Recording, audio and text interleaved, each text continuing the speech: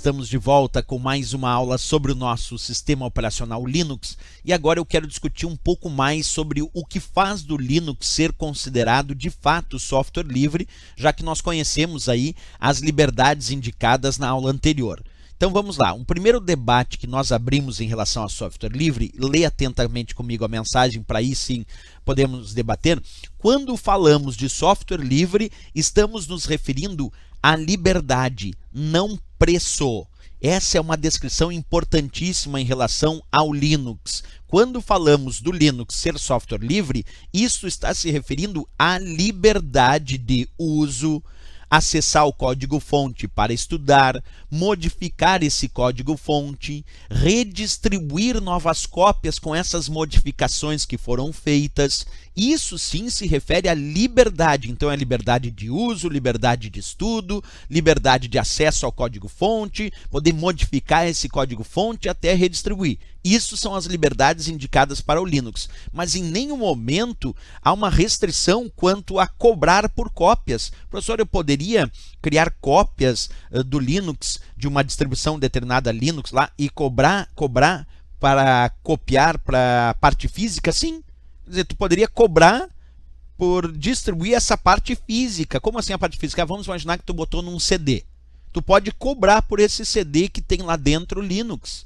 Isto é livre, porque a ideia de ser software livre está atrelada, pelo menos na licença GPL versão 2, que é a que rege o Linux, e é isso que é importante para a nossa prova, porque se fala em sistema operacional Linux, então vale a licença GPL versão 2, isso é bom que se diga, e nesse caso da licença GPL versão 2, é claro, quando falamos em software livre, estamos nos referindo à liberdade de uso, de acesso ao código-fonte, de modificar o código-fonte, redistribuir cópias com essas modificações, mas não estamos descrevendo aí a questão do preço, ok? Então isso é muito importante que a gente abra debate. E aí, é claro, observa a leitura que vocês têm agora, que está descrito textualmente lá na licença GPL.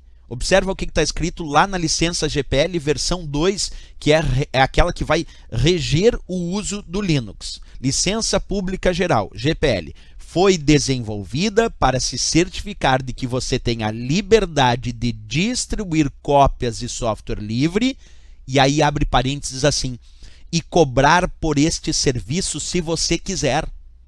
Ah, professor, mas a maior parte do software livre é gratuito. É verdade, porque tu também tem a liberdade de distribuir essas cópias gratuitamente ou cobrar por esse serviço de distribuir cópias. Isso é muito relevante, porque isso está escrito textualmente lá na licença GPL versão 2, que é a base do Linux. Então, vou repetir a leitura contigo. Desenvolvida para a licença GPL versão 2, desenvolvida para certificar que você tem a liberdade de distribuir cópias de software livre, abre parênteses, e cobrar por esse serviço se você quiser.